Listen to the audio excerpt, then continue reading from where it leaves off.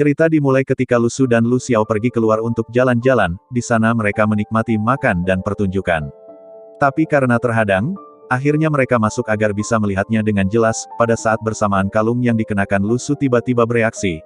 Namun Lucy tidak menyadarinya, dia hanya fokus pada pertunjukan karena itu terlihat mengagumkan. Selain menerobos penonton, Lu Xiao juga membawanya ke belakang panggung, berharap bisa mempelajari teknik atraksi seperti mereka. Lu Su pun berkata, tidak mungkin mereka ingin mengajari kita, tapi kalau cuma lihat doang mungkin gak apa-apa. Ketika mereka sampai di belakang panggung, mereka malah melihat situasi berbahaya. Akhirnya mereka pun segera pergi dengan alasan ingin pergi ke toilet. Lu Su jadi berpikir, mungkin saja orang yang melakukan trik api tadi menggunakan kekuatan super, sehingga dia ditangkap oleh pemburu pengguna kekuatan super juga. Ketika mereka sampai di rumah, Lu Su pun langsung memasak. Tapi karena adiknya ingin dibuatkan mie instan, akhirnya ia pun pergi keluar untuk membelinya. Dan karena melamun, dia pun tertabrak truk kun hingga mengalami luka yang cukup parah, dan tidak mungkin bisa terselamatkan. Tapi keajaiban yang tak terduga terjadi. Kacang kenari yang selama ini dia pakai ternyata bisa menyembuhkan semua lukanya dan menyelamatkan nyawanya. Selain itu dia juga membangkitkan kekuatan super yang sangat kuat. Dia bisa mendapatkan kekuatan dari emosi negatif seseorang sehingga semakin banyak orang yang takut atau kesal dengannya dia akan mendapatkan poin, kemudian poin tersebut bisa ditukar dengan kekuatan dan hal-hal acak lainnya. Setelah itu ketika mereka sedang makan mie, tiba-tiba terjadi kebakaran di supermarket. Kemudian ketika Lu Su memeriksanya, dia bertemu dengan beberapa pria berpakaian hitam. Dan sepertinya mereka sedang mengejar orang yang menyebabkan kebakaran itu. Kemudian ketika dia pulang, tiba-tiba ada seorang pria tergeletak di halaman rumahnya. Pria itu si pengguna kekuatan api tadi, sehingga Lu Su menduga bahwa dia adalah penyebab kebakaran tadi. Dia nampak sedang pura-pura tidak sadarkan diri, sehingga Lu Su pun mengerjainya dengan melakukan hal-hal yang membuatnya kesal. Si pria itu pun tidak dapat menahan amarahnya, dan menggunakan kekuatannya untuk membakar Lu Su. Tetapi usahanya itu gagal, karena Lu Su sudah menggunakan kemampuannya untuk menangkalnya. Adik mantapnya yang tidak tahu bahwa Lu Su sudah mengalami kebangkitan pun sangat terkejut. Lu Su bekerja sebagai penjual seblak untuk menutupi biaya sekolah dan hidupnya. Karena dia miskin, kebanyakan orang tidak mau terlibat dengannya, alhasil dia sering diejek dan tidak punya teman. Walaupun keadaannya cukup sulit, Lu Su menikmati kehidupan sekolahnya, dia merasa lebih menguntungkan bisa memanfaatkan mereka untuk meningkatkan kekuatannya. Fenomena kebangkitan sudah terjadi di mana-mana, sekolah juga menjadi tempat yang tidak aman karena ada siswa yang mengamuk setelah kebangkitan kekuatan. Lu Su memanfaatkan kekacauan itu untuk mendapatkan poin negatif. Dia membodohi guru dan teman-temannya untuk membuat mereka merasa kesal. Kemudian, ketika Lu Su pulang ke rumah, Lu Xiaoyu sedang demam tinggi. Untungnya Lu Su memiliki kemampuan khusus, dia bisa menyembuhkan demam Lu Xiaoyu dengan memberikan buah yang dia dapat dari poin negatif. Karena sudah banyak siswa yang mengalami kebangkitan kekuatan, pemerintah akan membuatkan kelas khusus untuk siswa yang telah mengalami kebangkitan. Setelah diambil sampel darahnya, Lu Su menjadi salah satu siswa yang dipindahkan ke kelas khusus. Tidak lama setelah kelas khusus didirikan, mereka kedatangan siswa baru yang bernama Jiang Sui. Selain penampilannya yang terlihat mencolok, murid baru itu juga memiliki kemampuan yang luas, terutama tentang kekuatan super. Dia menjadi bahan perbincangan karena dia tiba-tiba memiliki kualifikasi tinggi. Sedangkan Lu Su menjadi kebalikan dari dia, selain penampilannya yang membosankan, dia juga dinilai lemah karena kualifikasinya rendah. Sebenarnya kualifikasi Lu Su tidak serendah itu, ada alasan tertentu mengapa dia tidak menunjukkan kebenaran. Aneh tidak tahu kegemparan apa yang akan terjadi jika kemampuan sebenarnya dapat terungkap. Ketika Lu Su sedang beristirahat, dia menggunakan poin negatifnya untuk meningkatkan kekuatan. Namun kali ini dia tidak mendapatkan sesuatu yang dia inginkan. Lu Su malah mendapat banyak masakan, dan peta yang memancarkan aura hitam. Peta itu langsung bereaksi kepada tubuh Lu Xiaoyu. Kemudian Lu Xiaoyu mengatakan bahwa peta itu sudah membuat dirinya mengalami kebangkitan.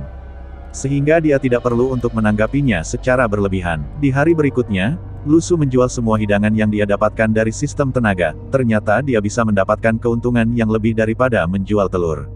Dengan ini maka untuk sementara waktu dia tidak perlu khawatir tentang kondisi keuangannya. Setelah mendapatkan banyak penghasilan, Lu Su menjadi lebih cenderung mengganggu orang lain. Kemudian ketika poin negatif telah terakumulasi, dia dapat mencapai lapisan bintang 7 untuk mempelajari ilmu pedang. Seiring berjalannya waktu, Lu Su mahir dalam menggunakan pedang. Dia menerima latihan yang cukup bagus dari gurunya yang bernama Li Xianyi. Menurut sang guru, Lu Su memiliki kemampuan di atas rata-rata. Dia merasa heran kenapa Lu Su ditempatkan di kualifikasi paling rendah. Oleh karena itu, setelah latihan Lu Su diperintahkan untuk menguji kembali tingkat kekuatannya. Li Xianyi ingin tahu seperti apa kualifikasi yang dia miliki. Kemudian, Ketika Lu Su dan Lu Xiaoyu melakukan percobaan, mereka berdua berada di level tertinggi, dan bahkan tampaknya Lu Su memiliki kualifikasi yang lebih tinggi. Walaupun dia memiliki level yang tinggi, Lu Su masih berniat untuk merahasiakan peringkatnya. Dia berbohong kepada gurunya dengan mengatakan bahwa dia masih di peringkat terendah. Setelah mendengarkan perkataannya, sang guru tampak kesal, sementara Lu Su tampak bahagia karena dia mendapat poin negatif. Tak lama setelah Lu Su memasuki bagian kedua dari bintang nebula, dia memperoleh kemampuan bertahan untuk tidak menerima cedera. Sementara itu, Lu Xiaoyu sepertinya terjebak dalam kegelapan, namun Lu Xiaoyu mendapatkan kemampuan yang luar biasa. Dia bisa mengeluarkan lubang hitam untuk menghidupkan makhluk yang telah lama mati. Terlebih lagi dia bisa mengendalikannya tanpa batasan apapun. Kemudian, Lu Su dan Lu Xiaoyu melakukan berbagai eksperimen. Ternyata Lu Xiaoyu bisa memelihara binatang apapun sesuka hatinya, jika digunakan dengan persiapan yang matang. Kemungkinan dia bisa menggunakan kekuatannya untuk membangkitkan manusia. Di tempat yang berbeda, terjadi pertarungan antara pengguna kekuatan. Di sana, sisi jaringan surgawi sedang melawan sekelompok penjahat yang telah mengalami kebangkitan. Para penjahat itu tidak bisa dibiarkan begitu saja. Mereka sangat berbahaya karena mereka tidak segan untuk membunuh siapa saja yang berani menghalangi mereka. Lu Su dan Lu Xiaoyu yang melihat pertarungan mereka dari kejauhan, karena sangat berbahaya, Lu Cu memerintahkan adiknya untuk kembali dan menunggunya di rumah. Dengan ini Lu Su lebih bebas bertindak. Namun, perilakunya yang terlalu mencurigakan membuatnya terlibat dalam perkelahian. Lu Cu tidak melakukan kejahatan tetapi harus berurusan dengan jaringan surgawi karena dianggap memiliki hubungan dengan penjahat. Untungnya dia memiliki kemampuan yang lebih tinggi dari mereka. Kemudian ketika anggota surgawi dikalahkan, Lu Su menjadi satu-satunya orang yang bisa bertahan. Dia juga berhasil mengatasi penjahat sendirian tanpa diketahui oleh orang lain. Setelah itu, Lu Cu membawa Lu Xiaoyu untuk melanjutkan percobaan. Mereka berdua berniat untuk membangkitkan kembali mayat si pembunuh yang terlibat dalam pertarungan tersebut. Ketika tiba di tempat kejadian, Lu Xiaoyu bisa merasakan orang-orang yang baru saja meninggal di sekitarnya. Namun, karena kekuatannya tidak mencukupi, dia masih tidak bisa membangkitkannya. Butuh waktu 1 hari baginya untuk mengumpulkan kekuatan bintang. Meski begitu mereka berdua terlihat bahagia. Setelah mendapat tangkapan besar, Lu Su dan Lu Xiaoyu pergi untuk makan camilan malam yang dijanjikan. Keesokan harinya, Lu Xiaoyu dapat membangkitkan penjahat yang sudah mati. Dia segera mengambil kesempatan untuk memberi Lu Su kejutan. Ketika dia menunjukkannya, Lu Su mengatakan bahwa apa yang dia lakukan bukan untuk memberikan kejutan tapi malah membuat dia terkejut dan ketakutan. Ketika melihat dari dekat, ternyata dia benar-benar bisa membangkitkan orang yang sudah mati. Dia bisa mengendalikan kekuatannya, bahkan dia bisa membaca ingatan orang itu sebelum dia meninggal. Ketika Lu Xiaoyu membaca ingatannya, dia bisa melihat ingatannya saat melakukan perampokan. Oleh karena itu Lu Xiaoyu bermaksud untuk mengambil uang yang dia sembunyikan. Lu Su secara alami tidak mengizinkannya. Mereka tidak bisa melakukannya karena uang itu berasal dari perampokan. Lu Cu menasihatinya untuk mendapatkan uang melalui cara yang benar. Ketika dia di sekolah, seperti biasa, Lu Su tidak bergaul dengan siswa lain. Dia hanya akrab dengan murid baru bernama Jiang Suyi. Lu Su merasa nyaman dengan kondisi tersebut.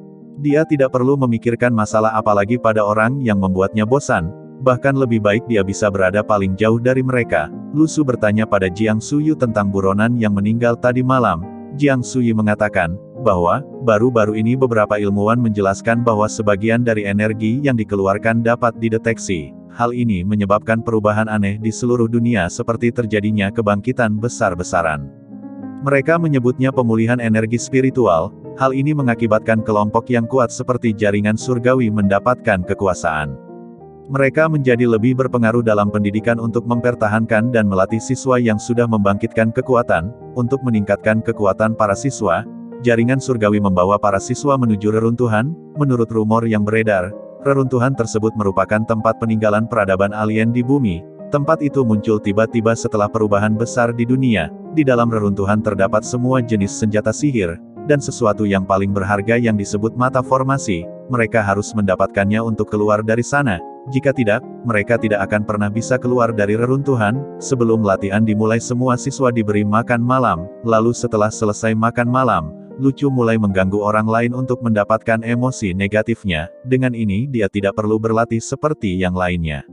Adapun untuk meningkatkan kekuatan, dia hanya perlu mengeluarkan emosi negatif darinya. Setiap malam Lu Cu selalu mengganggu ketua kelas yang sedang berlatih. Lalu, ketika ketua kelas selesai berlatih, dia mencari Lu Su untuk menantangnya berkelahi. Namun, karena guru melarang berkelahi, akhirnya Lu Cu dan ketua kelas melakukan adu panco. Saat pertarungan panco, Lu Su dapat dengan mudah menjadi pemenang. Dia menjadikan kemenangan sebagai alasan kebangkitan dan kekuatannya. Tak lama kemudian, portal yang terhubung ke reruntuhan tiba-tiba terbuka. Semua orang mencoba menyelamatkan diri dari masuk ke dalamnya, sementara Lu Su yang berada di barisan belakang tidak sempat melarikan diri. Dia diseret ke dalam reruntuhan lalu berhadapan dengan mayat. Tak lama setelah gerbang dibuka, sudah banyak korban yang berjatuhan.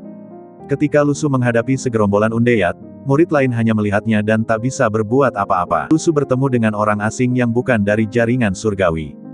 Dia adalah mata-mata dari negara asing yang disebutkan Jiang Suyi. Oleh karena itu, Lu Su berniat melakukan lelucon untuk membuatnya kesal. Jika memang benar orang itu adalah mata-mata, Lu Cu tidak akan membiarkan dia melarikan diri. Alhasil Lu Cu bisa mendapatkan banyak poin negatif hanya dalam semalam. Di pagi harinya mata-mata itu bisa tidak lagi menahan amarahnya.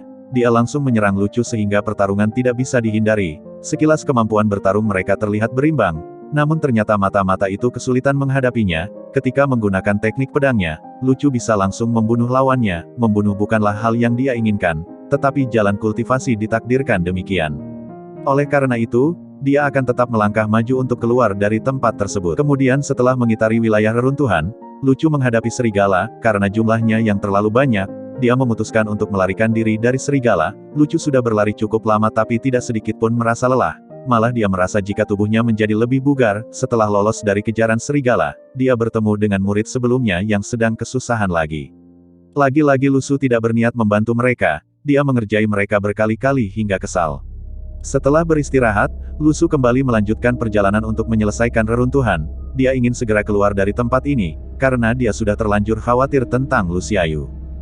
Tak lama setelah dia menghadapi pasukan zombie, pasukan jaringan surgawi bermaksud untuk menghabisi zombie-zombie itu. Karena salah satu zombie tidak memiliki tombak, mereka mengira dia sebagai pemimpinnya. Zombie bukanlah pemimpinnya. Dia tidak memiliki tombak karena telah direnggut oleh Lu Su. Akibat kesalahan itu mereka tidak berhasil memberantasnya. Untungnya Lu Su kembali beraksi. Dia sengaja datang menyerang mereka hanya untuk merebut senjata. Saat Lu Su keluar dari persembunyiannya, dia tiba-tiba dikepung pasukan zombie. Dengan menggunakan semua senjata yang dia kumpulkan, semua pasukan zombie berhasil dikalahkan. Sementara itu, Lu Xiaoyu yang ada di rumah sudah lelah menunggu kakaknya pulang. Kemudian dia menemukan kotak tersembunyi. Sebuah kotak yang berisi keripik kentang dan sebuah catatan tertinggal sehingga dia memakannya. Adapun Lu Su yang masih terjebak di reruntuhan bisa mendapatkan banyak poin dalam waktu singkat. Dia menggunakan poin itu untuk menambahkan titik bintangnya.